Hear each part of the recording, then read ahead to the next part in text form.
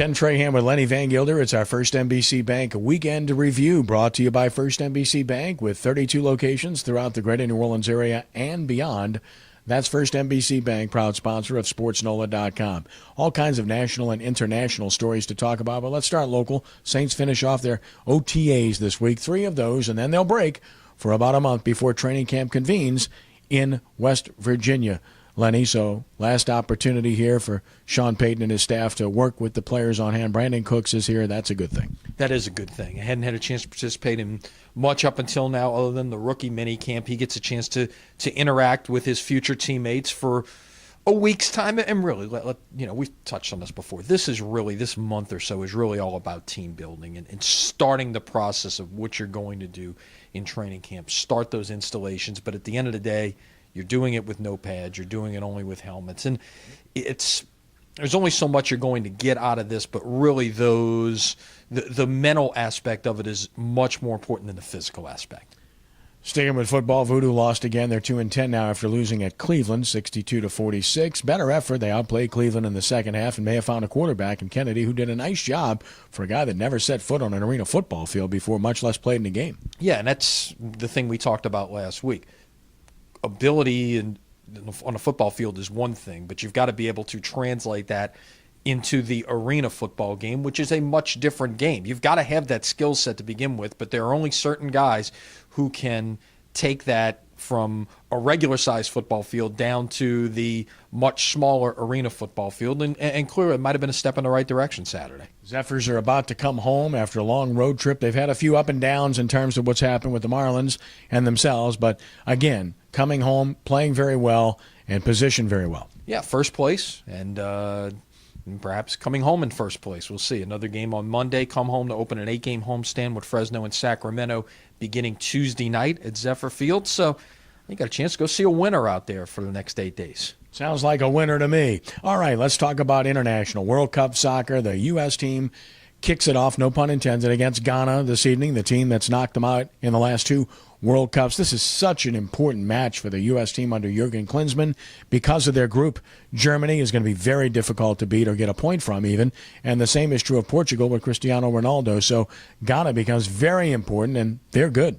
Yeah, and you got to find a way to get 3 points out of this one. It's you want to get started on, another pun here, the right foot, but you know where you've got to get to, and ideally you win 2 out of 3 somehow. You're almost certainly on to the knockout round. Anything less than that, you're chancing things, and depending on how everything breaks in there. So clearly, if you're going to win 2 out of 3, this is a must-win. College World Series, low-scoring games as we anticipated, good games, close games, and really no big surprises thus far. No, not really. It was interesting to watch things unfold a little bit.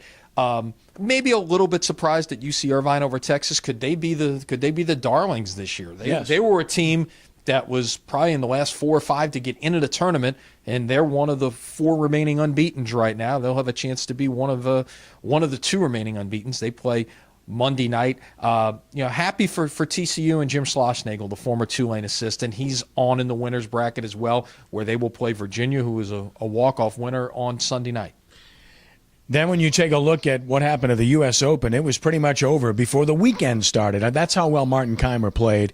10 under through 2 rounds, unconscionable, and he just ran away from the field and hit, and you just couldn't get interested because nobody made it interesting on Sunday. Well, give credit to Martin Keimer for that. And he took a lot of criticism on the broadcast for when he was missing greens and he was using the putter.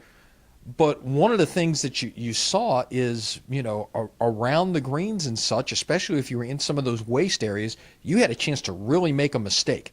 And he didn't allow himself to put that big number up there and bring himself back to the field. The worst he did was make a bogey in any of those situations. Some of that took some very clutch putting, but he didn't allow the field to get back into it, and that's to his credit. I don't think his score maybe got to 7 under at one point very briefly during the weekend, but really never allowed the field to really make contact with him. Did the lead ever get below 5 shots over the course of Saturday and Sunday? I'm not sure, but a strong effort, and clearly he won this tournament on Thursday and Friday.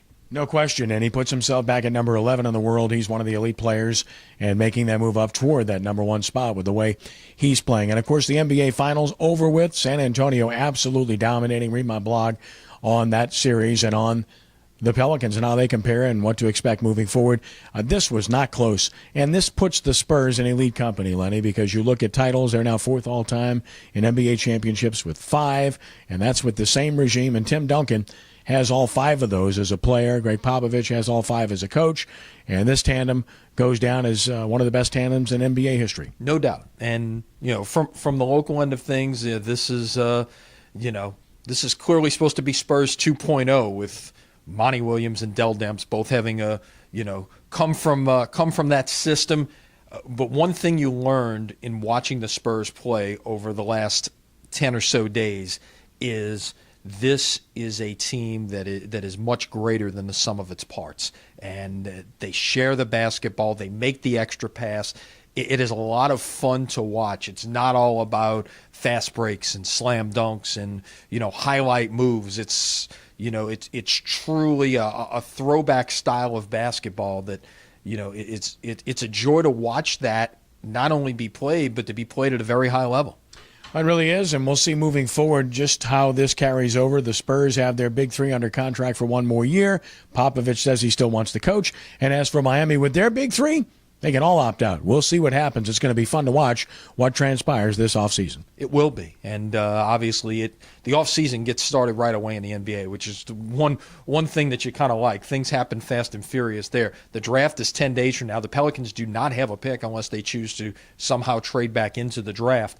But then you've got the mid-level exception. You've got free agency that basically begins in early July. So it's upon us here. The season is over and the offseason begins. There's no downtime. Lenny, as always, thanks. Have a great week, and we'll do it again later this week. Yeah, we'll see you later this week. That's our First NBC Bank Weekend Review, brought to you by First NBC Bank with 32 locations throughout the greater New Orleans area and beyond. That's First NBC Bank, proud sponsor of SportsNola.com. For Lenny, I'm Kenny. Have a great week, and God bless you.